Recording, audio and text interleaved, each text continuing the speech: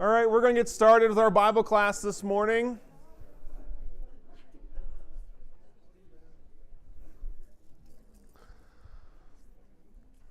Scott filled in for me last week as we got into the book of Daniel. He should have covered chapter 1, right?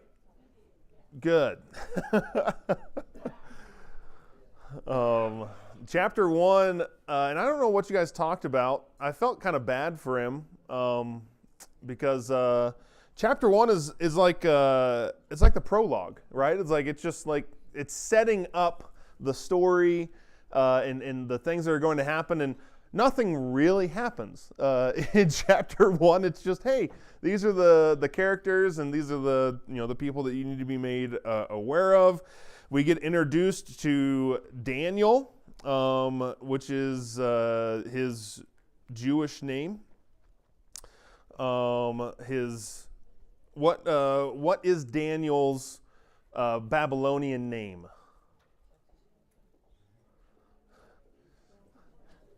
It's long. Belteshazzar, which it just rolls off the tongue, doesn't it? Like, why are you changing it from Daniel to Belteshazzar? Then we got Hananiah, who is Shadrach, Mishael, which is Meshach. That one's the easiest to remember. Mishael is Meshach. And Azariah, which is Abednego, or Abednego, however you want to pronounce it. And these were upper class citizens or royalty, and they are being taken to Babylon, and they're to be trained for service in the Babylonian court, in Nebuchadnezzar's court. We get Daniel and his friends abstaining from the king's food and drink, and everything that happens with that. And then in chapter 2 revolves around a dream. I love talking about dreams, mainly because I have just wildly vivid dreams. I remember I was just talking to Michelle here. During COVID, they told everyone to take zinc, right? At least that's what I was told. You need to take zinc to keep it away, or to make sure the symptoms weren't as bad. So I took zinc, and I found out that my body reacts weird to zinc. I got like night terrors. I thought it was like, oh man, I just got the weird COVID strain that gives you night terrors, I guess. But then I took zinc again, and the same thing happened. And so I was like, I am not taking zinc anymore. I remember one night when I was trying to sleep, Alicia and the kids were still at camp. I was just by myself in the house trying to sleep. And my dream, in some dreams it feels like time just flies by. Right? It's like there's no time at all. This was the opposite of that. That I was like clearly lucid for 8 hours of sleep dreaming, where I was trying to cut the quilt that I was sleeping under with scissors that I was out of my hands. This is what I did for 8 hours. And I was like, is this sleep? Like, did I just sleep? What is happening right now? It was weird. But I love talking about dreams. Who in here, raise your hand if you don't dream at all? You don't have dreams. You don't remember your dreams at all. 99% of the time. Okay. That's a very low percentage of people, but there are people out there that are like, yeah, I think I dream, but I don't wake up and like, oh, that was crazy. There's just nothing there. Who has really vivid dreams like me? Very cool. I'm in good company. So, all my crazy stories. We need to share dream stories here, because I love talking. Who has a reoccurring dream? Has anyone ever experienced that? Having the same dream throughout your lifetime? I had these. They were much more common when I was younger. It seemed like when I was in my teenage years, I would have the same dream about being trapped under the roots of a tree.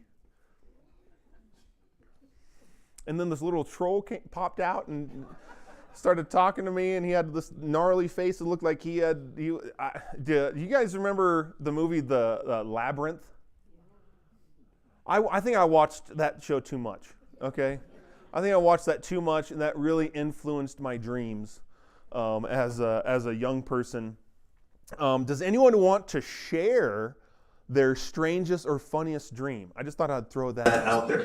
Shelby, please. This one was from a while ago. I remember I think it was like the stairway of the IT building on campus, because I worked in that building for several years, but much bigger. And there was a terrorist attack, and a bomb blew up on the top story, and we all had to run down the stairs because this massive flow of nacho cheese was coming down.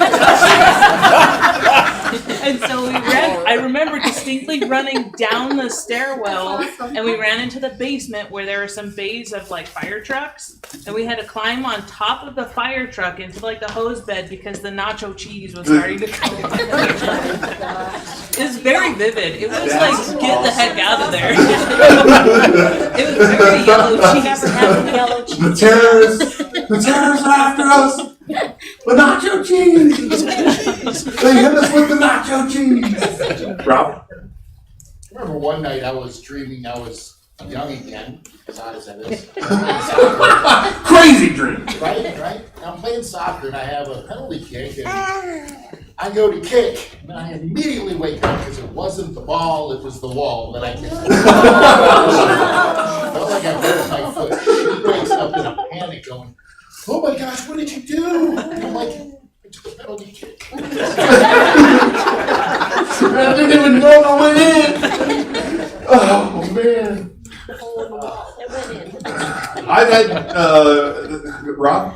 I was going to say, talk about recurring dreams. I think mine, the one I have the most is I'm back in the service. Oh, yeah. And I have to go on watch. I'm trying to get my uniform, but all I have is civilian clothes. I can't piece together a uniform. Nightmare situation. Yes. Absolutely.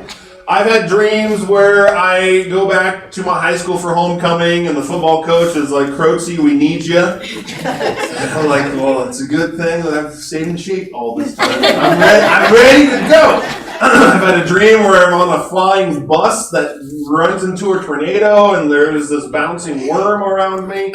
I've had dreams, I've had dreams where I was being chased by a demon. And I was on in Back to the Future, the hoverboard thing, and I was flying through traffic, and I was going crazy, and Alicia had to wake me up from that one because the demon was after me. Dreams are crazy. It's it's almost like it's not real, right? That this is real life, that we have these dreams. Where does this stuff come from? Why do we dream?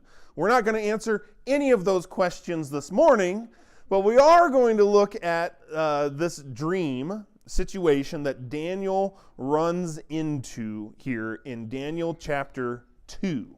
So let's read verses 1 through 9. It says, "In the second year of the reign of Nebuchadnezzar, Nebuchadnezzar had dreams. His spirit was troubled and his sleep left him. Then the king commanded that the magicians, the enchanters, the sorcerers, and the Chaldeans be summoned to tell the king his dreams. So they came in and stood before the king, and the king said to them, 'I had a dream, and my spirit is troubled to know the dream.' The Chaldeans said to the king in Aramaic, 'O king, live forever. Tell your servants the dream, and we will show the interpretation.' The king answered and said to the Chaldeans, 'The word from me is firm. if you do not make known to me the dream and its interpretation, you shall be torn limb from limb, and your houses shall be laid in ruins. But if you show the dream and its interpretation, you shall receive from me gifts and rewards and great honor. Therefore, show me the dream and its interpretation. They answered a second time and said, let the king tell his servants the dream, and we will show its interpretation. The king answered and said, I know with certainty that you are trying to gain time, because you see that the word from me is firm. If you do not make the dream known to me, there is but one sentence for you. You have agreed to speak lying and corrupt words before me till the times change. Therefore tell me the dream, and I shall know that you can show me its interpretation. Wow. What a thing. AV booth, help me out.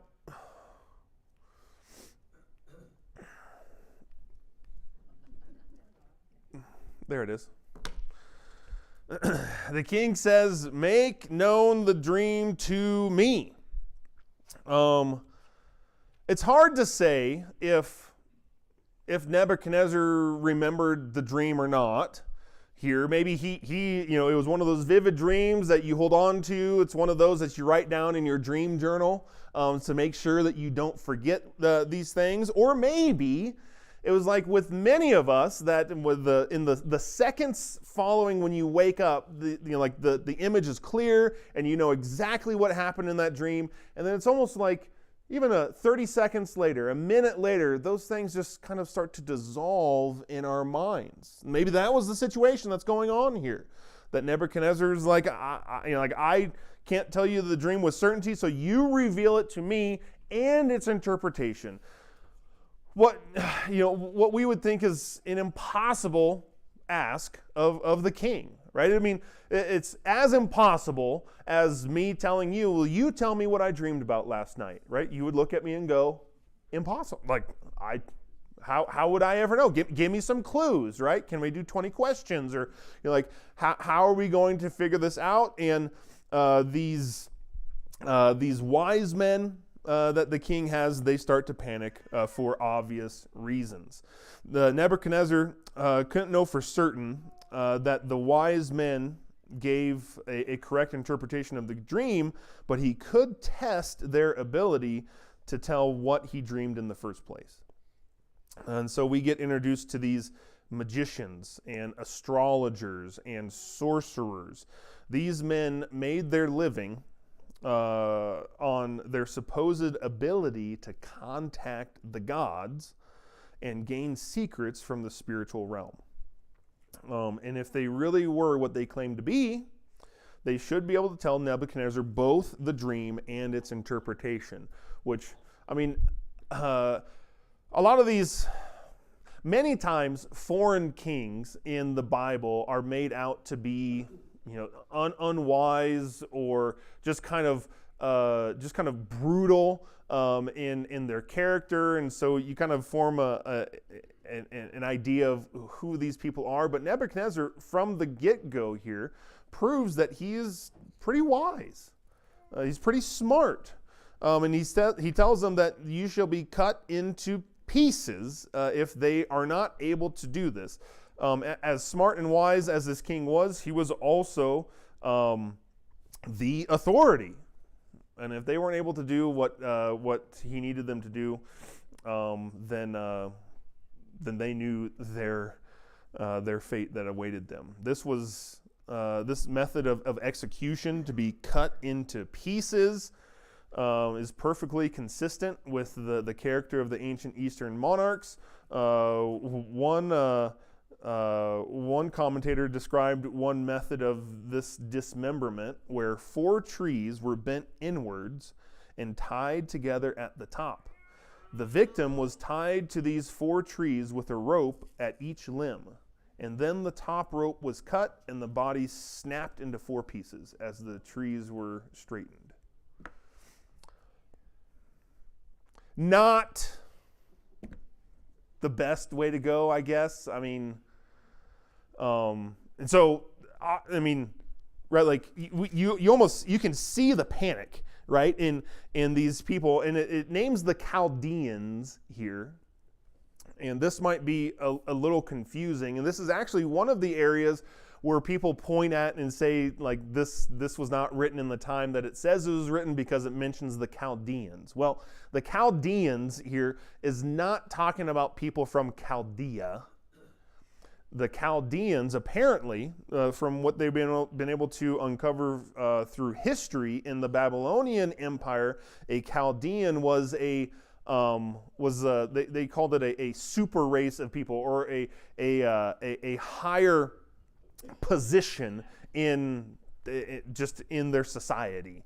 That these Chaldeans were like astrologer priests that people look to, and so it fits with how they are mentioned here with the magicians and the sorcerers and the Chaldeans. Not that being from Chaldea makes you anything special, but in Babylonia, the Chaldeans were of this same type of people who claimed to be able to speak with the gods, to dip into the spiritual realm, to find answers,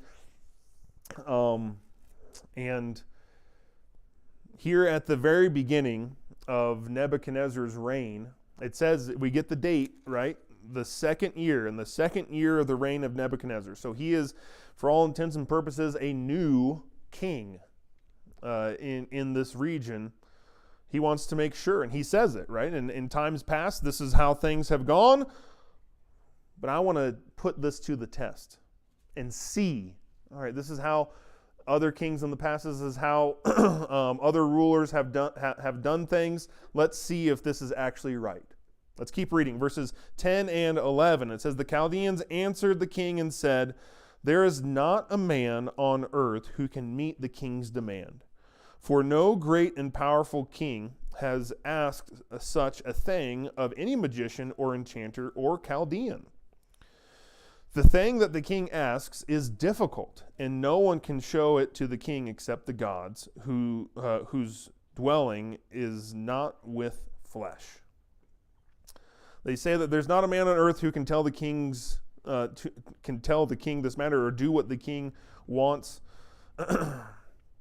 They understood, perhaps against their own inclinations, that revelation was not an achievement of man. That when the Chaldeans said this, they admitted that true revelation comes from God down to man. They knew this. They wanted the king to know this, and they were basically outing themselves, right? It's like, no one can do this. No one can do what you're asking here. This type of thing only comes from God, which is true. And so what does that mean about them? They're begging for their lives here, right? Of, please don't kill us. What, in contrasting here between the wisdom and knowledge of God and how men, either in times past or today, try to gain knowledge, what pursuits do men spend their time on today to find guidance or answers to life's questions? Google. I pursue that fervently. Yes. Google tells me so many things. Jacob. They turn to the natural world and turn to science to try and find answers to questions it was not meant to answer. There's nothing in the natural world that can tell you what life is about or what its purpose is. They turn to philosophy and reason because they think reason is somehow higher than humanity. Okay. Turn to science, turn to philosophy and reason. What else, Rob? I think some people turn to drugs. Drugs? Absolutely. Maybe not looking for answers, but maybe running from the things that life has thrown at them, too. Absolutely. Scott? Modern Chaldeans are psychiatrists and psychologists. Psychiatrists or psychology? Absolutely. What about... go ahead, Karen. Some people turn to astrology. Astrology. Still, isn't that kind of strange? Read their sign every day. Yeah, you gotta check your sign every day to tell you what's going to happen. I'm a Scorpio. Apparently, I've been told that says something about me. You know, you're such a Scorpio. I am. I could not control the date that I was born. So, that is me. But you're right. Astrology is people still look to the stars, right? To tell them something. What about politics? Is that something people look towards to, like, all right, this is what's going to make sense of life for me? Absolutely. Philosophy, psychiatry, psychology, social science, political science. So let me ask you this, right? Like, people look to all of these things for answers. Are all of those things in and of themselves bad? You know, like, should a Christian, you know, if a Christian got a degree in astronomy, is that, buddy? Astronomy and astrology are two very different things. Oh, that's true. That is true. So let me ask you this. How does a Christian respect these sources of wisdom, but also recognize that capital T truth comes from God? How do you balance that? Right? Because psychology is informed us about a lot of things. Political science. You know, like there's always going to be governments in the world. So how do we balance that? Jacob, you had your hand. Well, look to the life of Solomon. He spent his entire life not just searching for wisdom and cataloging it. He also received inspiration from God and wisdom through him, but he recognized at the end of it all, God is the only source of truth. That's what Ecclesiastes is all about. And he still spends so much time collecting wisdom, writing it down, arranging the Proverbs, in hopes to teach people what is good, what is wise, what is the right thing to do. Keeping things in their proper order. You see that? What up, Scott?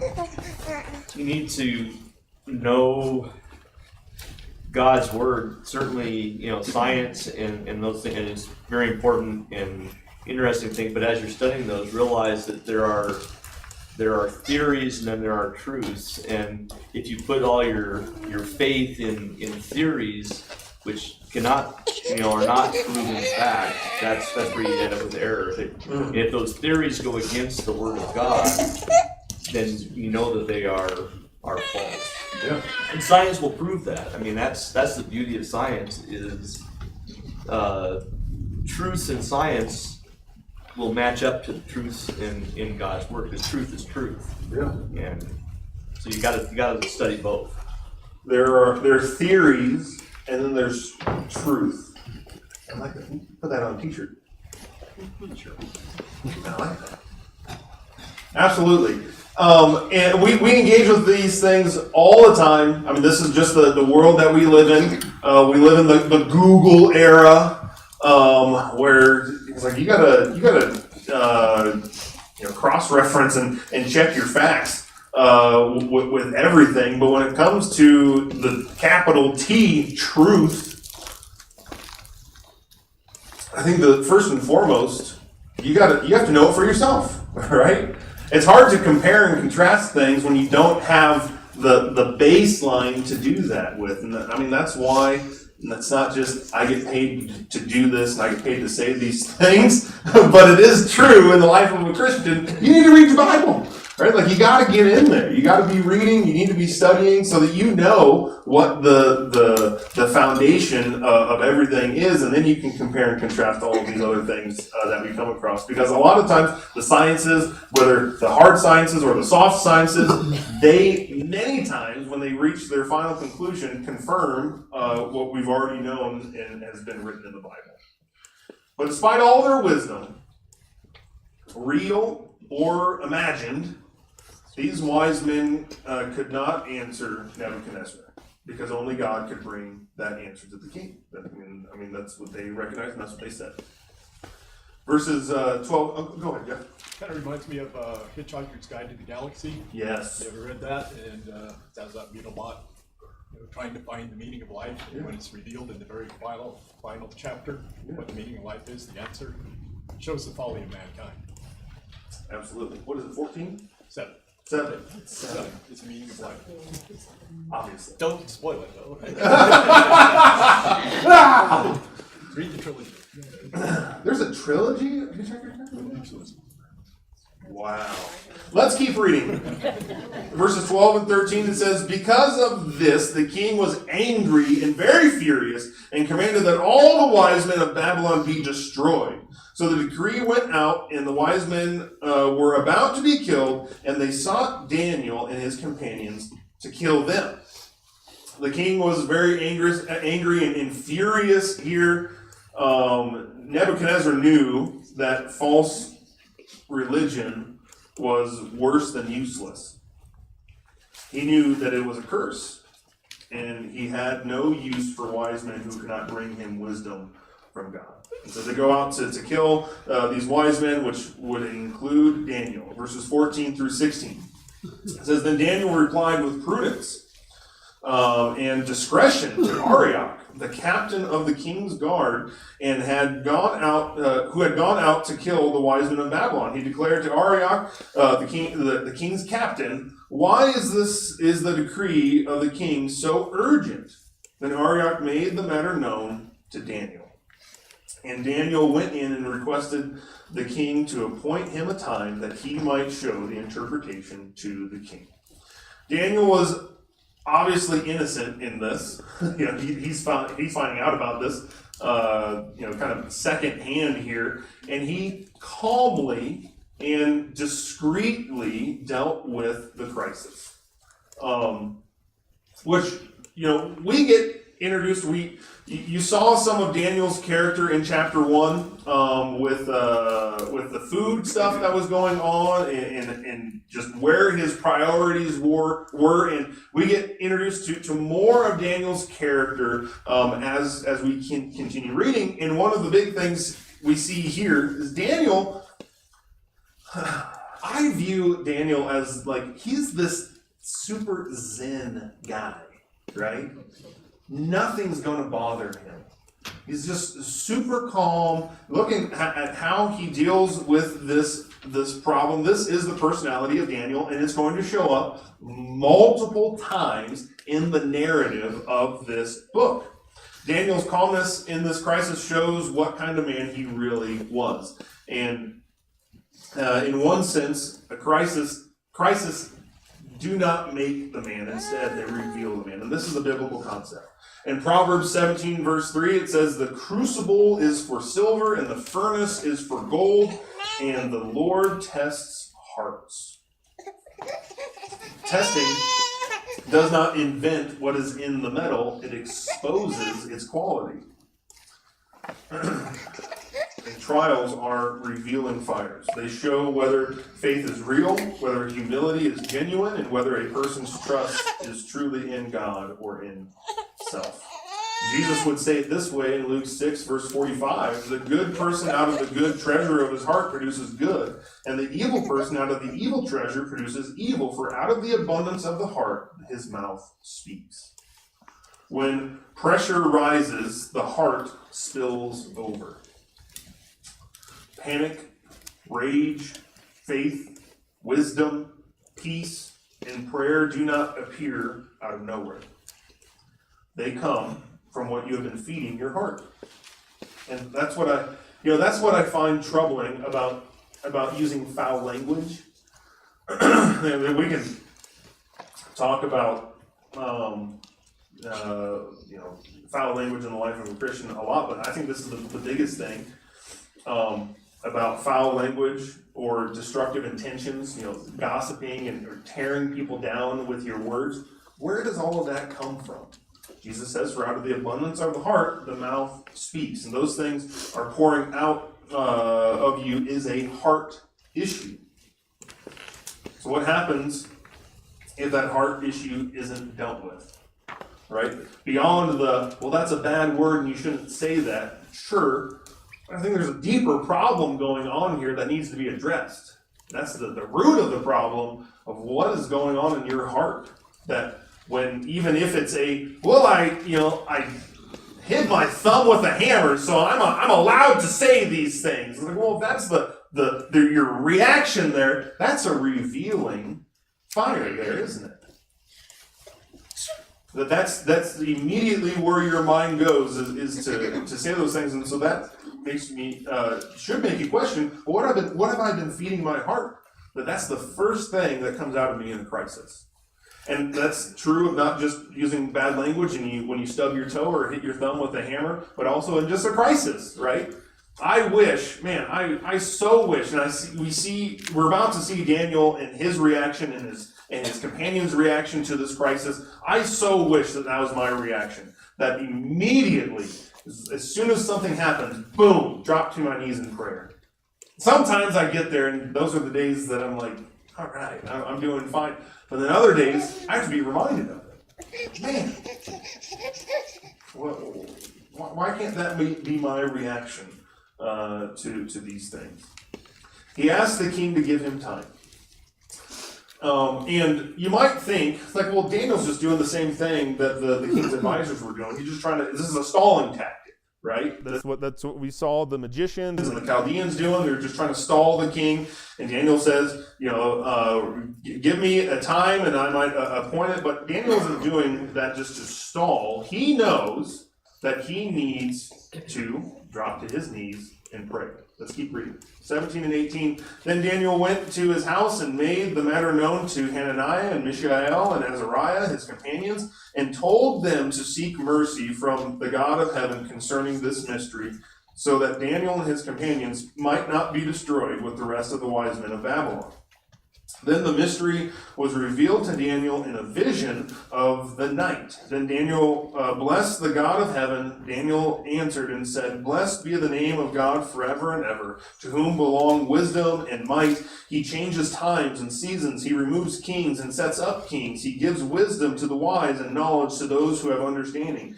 He reveals deep and hidden things. He knows what is in the darkness, and the light dwells with him. To you, O God of my fathers, I give thanks and praise, for you have given me wisdom and might, and have now made known to me what we asked of you. For you have made known to us the king's matter." What a great example for us today. What truly a blessing it is to have friends or companions that you can go to and say, "I need you to pray for this right now." What a great example for us today. And I know that you probably have outlets for people to pray. The prayer chain that goes out in this church, I hope that you don't view that as junk mail or spam or a nuisance in your life every time something happens. But it is truly a blessing to have people that you can go to and say, "I need you to pray for this right now." We all know that we have people that we can do that with. I hope, and if you don't know that you have someone that you can do that with, you can call me.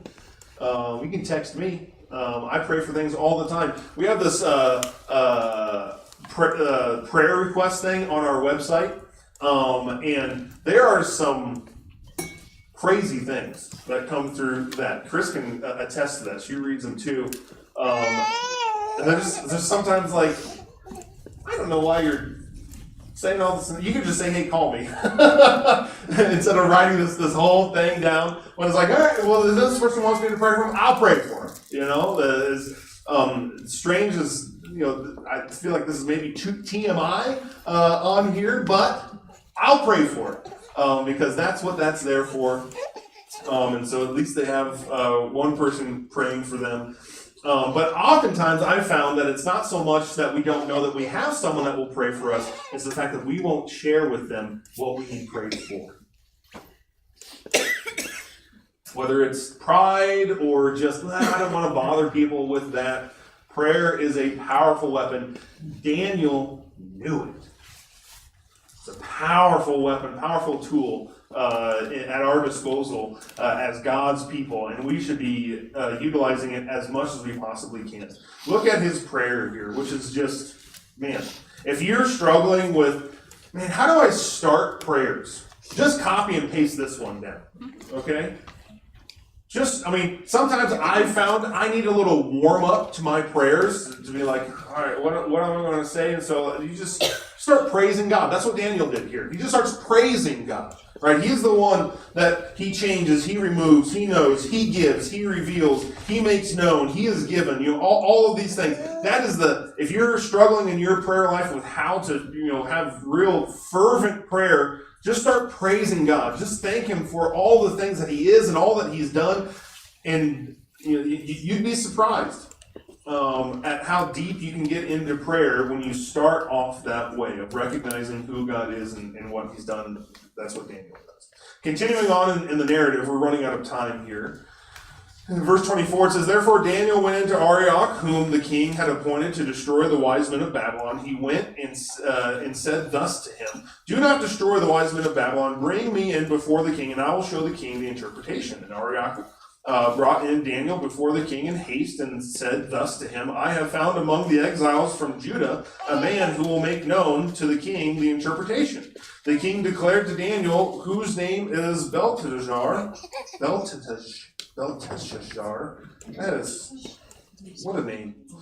Are you able to make known to me the dream that I have seen in its interpretation? And Daniel answered the king and said, No wise men, enchanters, magicians, or astrologers can show the king the mystery that the king has asked. But there is a God in heaven who reveals mysteries, and he has made known to King Nebuchadnezzar what will be in the latter days. Your dream and the visions of your head as you lay in bed are these. To you, O king, as you lay in bed came thoughts of what would be after this. And he who reveals mysteries made known to you what is to be.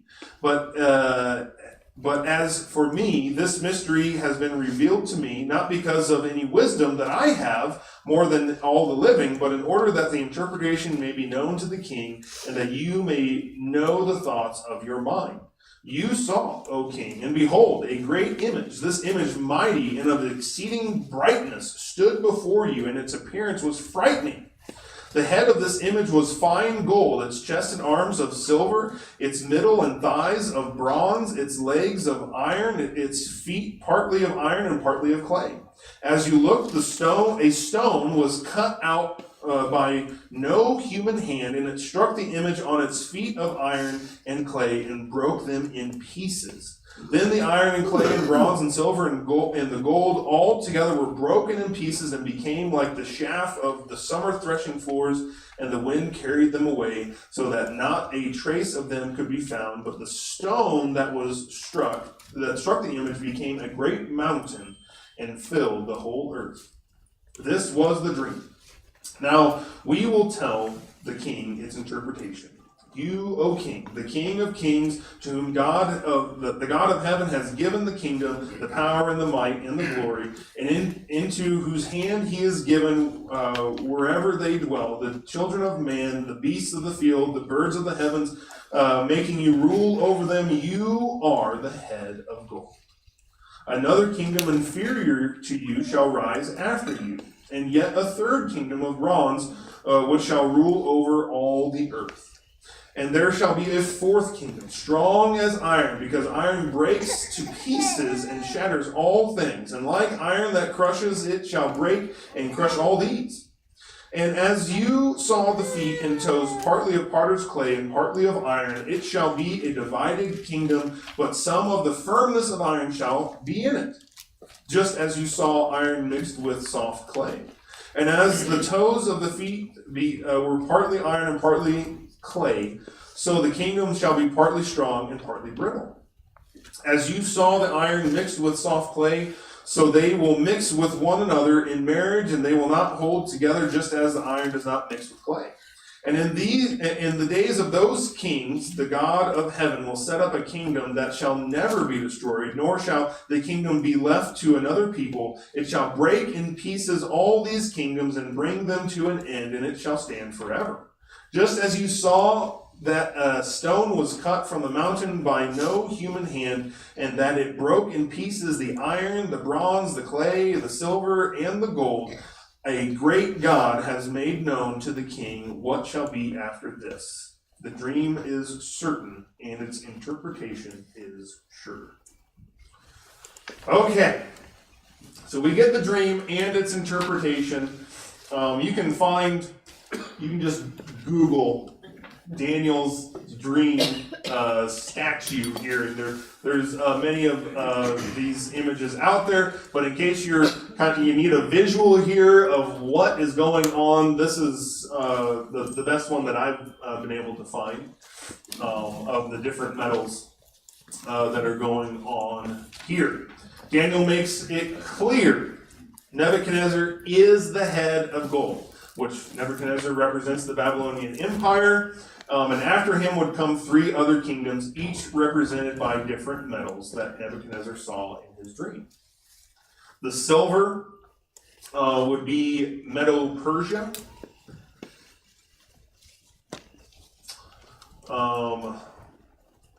The third kingdom of bronze would be Greece, and the fourth kingdom of iron would be Rome, as we know them today. The empires succeeding Babylon were inferior to Nebuchadnezzar's head of gold in the sense, we can see a different degradation here of the materials as we get further down. But you might think, well, isn't that kind of opposite? Because Babylon was small and Rome was, gigantic. What's going on there? Many people believe, that the head of gold, why is it the best? Because it had the most centralized absolute power of all of these kingdoms. That as you go further down, they get the power gets more decentralized, especially if you know the history of the Roman Empire, right? And it had kind of had its ebbs and flows with a republic versus an empire, and stuff like that. But that's what people claim is the answer here, that Nebuchadnezzar was an absolute monarch, and the succeeding empires were progressively less so. The third kingdom of bronze was the one which shall rule over all the earth. The Greeks, this would have been Alexander the Great, and in Alexander's very short reign, he conquered a vast swath of land and nations that brought them all under his banner. But the Babylonian Empire stood for only 66 years. The Medo-Persian Empire stood for 208 years. The Grecian Empire stood for 185 years, and the Roman Empire stood for more than 500 years, depending on when you put the end of the Roman Empire and what date you put on that. This is, I don't know if it's hotly debated here of who these kingdoms are, but that is definitely not that should not be the headline of this dream, okay? Or who we need to know who these people are. That is not the headline. The headline is the stone that was cut without hands that destroyed all of this, right? The stone cut without hands is the Messiah. We see several times throughout the Old Testament where Jesus, or the Messiah, the Savior, is referred to as a stone. Psalm 118:22, Isaiah 8:14, Isaiah 28:16, Zechariah 3:9, all refer to Jesus as a stone. And then when you get later on into the New Testament, we see that happening again. Jesus being referred to as a stone. And that's not by accident. This is the fulfillment of this dream. And the kingdom, God's kingdom, would be established, which shatters this whole government statue here that represents all of these governmental systems. That God's kingdom would not only destroy, quote, destroy them, but also be outside and above them. We saw that in the Roman Empire, and we've seen Christianity in its spread from the very beginning until now, that it is not dependent on any governmental entity for it to remain and spread and grow. In fact, there will be a day when Christianity outgrows the United States. Because this kingdom, this nation that we're in right now, there's nothing that says that it's going to be eternal, but God's kingdom absolutely is. That's the headline here, right? That should be the thing that gets our attention, and that is definitely the thing that got Nebuchadnezzar's attention. Very quickly, I'll read the rest of the chapter, starting in verse 46. It says, "Then King Nebuchadnezzar fell upon his face and paid homage to Daniel and commanded that an offering and incense be offered up to him. The king answered and said to Daniel, 'Truly your God is God of gods and Lord of kings and a revealer of mysteries, for you have been able to reveal this mystery.' Then the king gave Daniel high honors and many great gifts and made him ruler over the whole province of Babylon and chief prefect over all the wise men of Babylon. Daniel made a request of the king, and he appointed Shadrach, Meshach, and Abednego over the affairs of the province of Babylon, but Daniel remained at the king's court." We're going to cover Daniel's reaction before we cover chapter 3, because it is a perfect segue into what happens in chapter 3. But to close out chapter 2, looking at Nebuchadnezzar's reaction to this, I think is amazing. The king is obviously impressed with Daniel and his wisdom and knowledge that he's able to impart to the king. But the fact that a slave, a foreign slave above that, was given such high honors, and Nebuchadnezzar makes this confession: "Your God is God of gods and King of kings." Daniel wanted the glory to go to God, and it did. I think there's so many lessons that we can gain from chapter 2, from our prayer lives, to understanding who the glory of what we're doing should go to how we respond to crises in our lives. And how we interact with the wisdom of this world. Take any one of those, and it would be time well spent. Next week, we're going to see what happens after, or how Daniel responds to his promotion, and then what immediately precedes that. Let's pray, and then we'll be dismissed from our class this morning. Dear Heavenly Father, God, you are truly amazing. You are the one who supplies us with life. And God, you are the creator, our sustainer. God, we owe you everything. God, we cannot say enough about who you are and what you mean to us. God, help us in our lives as we engage with the world around us to remember these lessons that we learned from your word. God, help us to give all the glory to you. Help us to point more people to who you are, and that they might have a relationship with you too. God, please be with us now as we enter into a time of worship, that we might worship you in a right and respectful way.